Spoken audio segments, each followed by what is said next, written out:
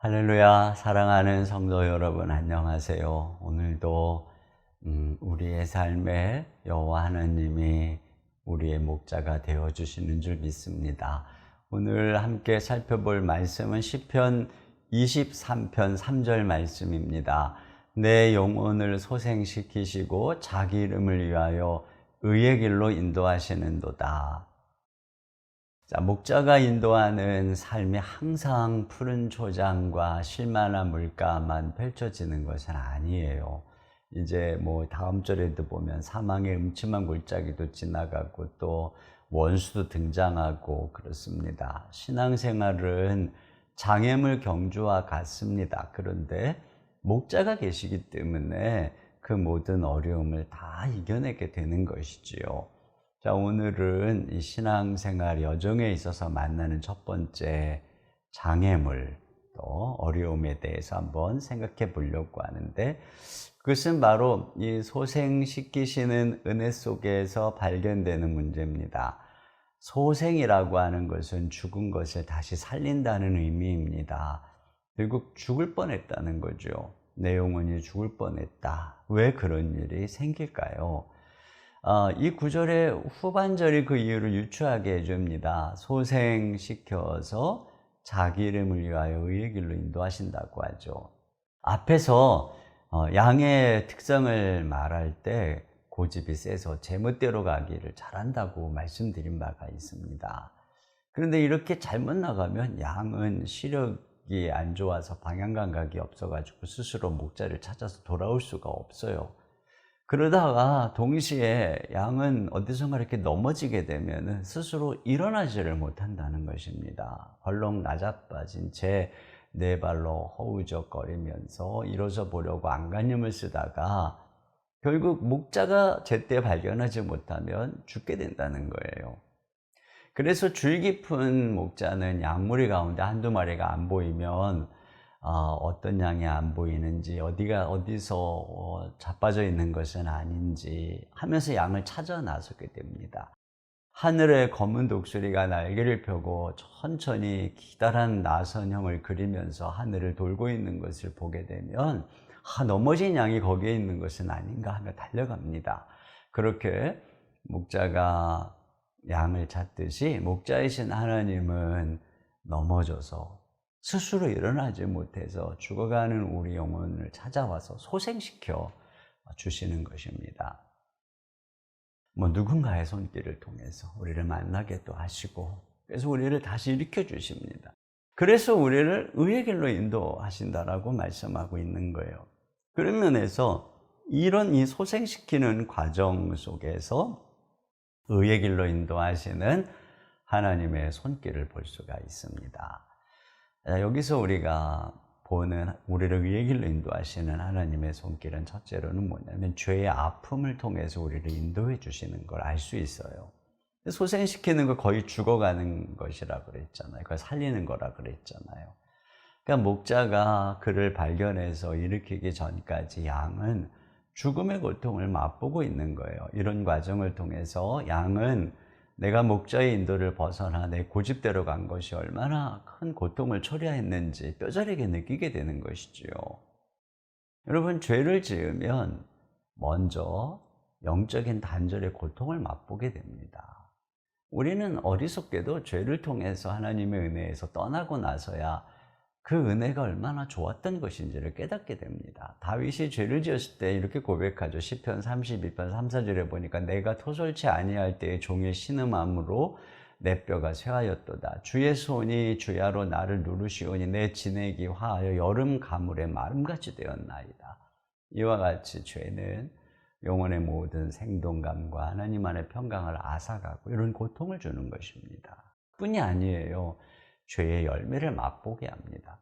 탕자가 아버지 품을 떠나서 가산을 탕진하고 또 친구들에게 버림받고 돼지 쥐염 열매를 먹는 고통을 당하죠. 이와 같이 죄는 하나님과의 단절의 고통뿐 아니라 그 결과 주어지는 비참한 어려움도 맛보게 합니다. 죄는 처음에는 달콤해요. 그러나 그것은 쓰디쓴 열매를 가져오는 것입니다. 자, 이러한 고통은 한편에서는 이 돌이키시는 징계의 회초리라고 할 수가 있어요. 어느 양을 치던 목자의 경험담을 읽었는데요. 어떤 양이 자꾸만 곁길로 가더라는 거예요. 몇 번의 타이름에도 말을 안 듣자 목자는 그 다리를 부러뜨리고 다시 기부스를 했다고 해요. 그 고통을 겪은 후에 그 양은 다시는 곁길로 가지 않더라는 거예요. 또 하나는 좀 더 극단적인 예인데 아주 사랑스러운 양, 매력적인 양이 있었다고 합니다. 그런데 이 양은 울타리 밖으로 나가기를 좋아하고 자꾸만 곁길로 가고, 그러다 보니까 새끼들도 다른 양들도 따라하고 아무리 해도 말을 듣지 않아서 목자는 그 사태를 해결하기 위해서 그 양을 죽여야만 했다는 거예요. 여러분, 이게 얼마나 정말 엄청난 그 징계인지 모릅니다. 자, 이걸 통해서 알 수 있는 것, 계속 그렇게 곁길로 가고 돌아서지 않으면 목자는 결국은 이렇게 징계하는 거죠. 여러분, 징계는 스스로 돌이킬 능력이 없을 때 주어지는 채찍입니다. 죄의 달콤함에 빠져서 벗어나지 못하고 있을 때 주님은 매서운 회초리를 드는 거예요. 그리고 그것을 통해서 죄의 습관을 끊어버리려고 하는 것입니다. 주님은 우리가 죄의 길로 갈 때 성령께서 마음에 근심하죠. 그래도 그걸 알지 못하고 계속 고집하면 그냥 내버려 두십니다. 허용하십니다. 그래서 죄로 인한 단절의 고통을, 열매의 쓰디 쓴맛을, 그리고 이 징계의 아픔을 겪게 하시는 것이고, 그 과정을 통해서 영혼을 돌이키는 것, 그래서 의의 길로 걸어가게 만드는 것을 알 수가 있습니다. 또 이렇게 고통을 통해서 의의 길을 배우게 되면 이제 우리는 의의 길로 가기 위해서 스스로 훈련하는 자리에 이르게 되는 것입니다. 그래서 이제 고통을 넘어서 훈련해서 의의 길로 스스로 따라가게 되는 거죠. 그래서 그들은 죄 짓기를 무서워하는 거예요. 죄가 얼마나 큰 고통을 주는 것인지를 알기 때문에 죄를 멀리하기 위해서 애를 쓰고, 스스로 내가 어떤 유혹에 약한지 알고 그것을 멀리하고, 또 그 죄로 가는 길에 미리미리 철조망을 쳐놓고, 또 자신의 상처와 약점을 알고 미리 준비하는 겁니다. 다윗을 보면 일생 외로운 삶을 살았어요.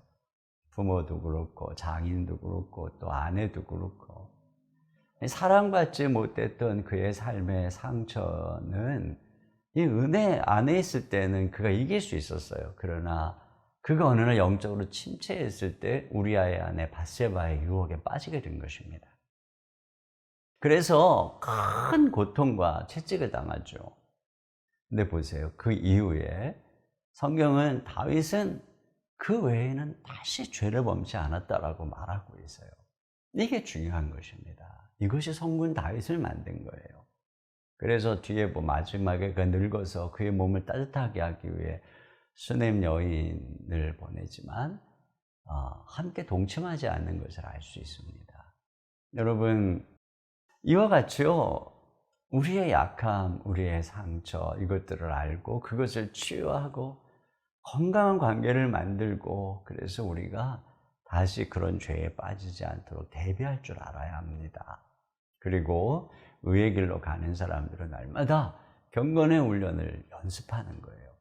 예수를 믿는 사람은 영혼이 변화됨과 동시에 육체를 자기 편으로 만들기 위해 부단히 노력해야 됩니다. 그래서 이 몸이 의의 병기가 되어야 합니다. 이것을 위해서 바울도 자기를 쳐서 복종시키듯이 우리는 이 훈련을 해야만 되는 것입니다. 여기 자기 이름을 위하여 의의 길로 인도하신다고 말했잖아요. 여러분, 우리가 이와 같이 내 몸을 쳐서 의의 길로 주님을 따라갈 때 우리 주님의 이름이 영광을 받으시는 것입니다.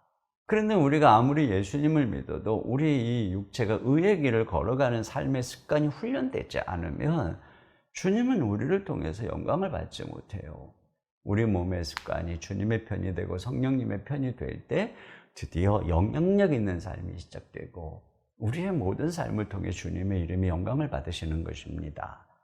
여러분, 기억하셔야 됩니다. 하나님은 우리를 절대 죄의 자리에 버려두지 않으세요. 우리를 반드시 거룩으로 이끌어 가세요. 근데 여러분, 고난이라고 하는 소모적 방법으로 거룩을 향해서 가기보다는 우리 스스로 우리에게 항상 말씀을 가르치시고 성령을 통해 인도하시는 주님의 인도, 목자 인도함을 따라서 순종하며 경건의 훈련을 했어야 됩니다. 그래서 우리가 의의 길로 걸어가는 그런 영적인 그 습성, 또 내 육체의 습관, 순종의 삶, 이것들을 내 삶에 만들어 가야 됩니다. 하루라도 빨리 우리의 몸이 의의 병기가 되어진다면 우리의 남은 일생 동안 우리는 얼마나 많이 우리의 삶을 통해 주님의 이름을 드러내겠습니까? 나중에 시간 얼마 안 남았을 때 주님 위해 살겠다고 막 뒤늦게, 물론 그것도 중요하죠. 그러나 여러분, 오늘부터 우리가 어떻게 해서든 주님의 이름을 드러내는 그런 삶이 되도록, 그렇게 우리 주님을 따라가는 삶이 될 수 있기를 주님의 이름으로 축복합니다. 제가 기도하겠습니다. 하나님 아버지, 감사합니다. 주께서는 우리의 영혼을 소생시켜 주시는 분이십니다. 우리 스스로 죄의 길로 걸어갈 때, 자기 고집을 따라 걸어갈 때 그 양이 죽음의 고통 속에서 침체해 가는 것처럼 때때로 우리의 영혼도 주님의 말씀을 떠나 우리의 욕심을 따라 걸어갈 때 깊은 침체에 빠질 수밖에 없는 것을 고백합니다. 그러나 언제나 우리를 사랑하셔서 우리를 찾아와셔서 우리를 건져주시고 다시 소생시켜 주시는 주님의 은혜를 감사합니다. 그리고 이 모든 과정을 통해서 우리를 의의 길로 인도해 주시는 주님께 감사를 드립니다. 하나님 아버지, 우리가 순간순간 잘못된 길로 가서 거기서 이 죄로 인한 영적인 고통의 단절과 또 죄의 쓴맛을 보며 주님의 채찍 아래에서 우리들이 참으로 이 죄의 여러 가지 아픔들을 경험할 때 주여 다시 그 길로 가는 어리석은 자가 되지 않게 하시고 오히려 이 죄 가운데에서 우리를 의의 길로 인도하신 하나님의 크신 은혜와 긍휼을 바라보며 날마다 우리 몸을 쳐서 의의 길로 걸어가는, 우리를 의의 길로 인도하시는 성령을 따라 순종하는 우리의 삶이 될 수 있도록 도와주시옵소서. 하나님 아버지, 참 감사합니다. 우리를 죄에 버려두지 않으시고 아름다운 모습으로 빚어가시는 주님의 인도하심을 인하여 감사드립니다. 주님, 우리의 몸과 우리의 삶을 통해 이 새로운 한 해가 진정 우리 주님께 영광 올려드리는, 우리의 삶을 통해 주님이 영광 받으시는 한 해가 될 수 있도록 우리의 인생을 인도하여 주시옵소서. 오늘도 우리의 간구와 기도를 들으시고 우리에게 기도의 영을 부으시고 함께 해주시기 원하오며 우리 주 예수님의 이름으로 기도하옵나이다. 아멘.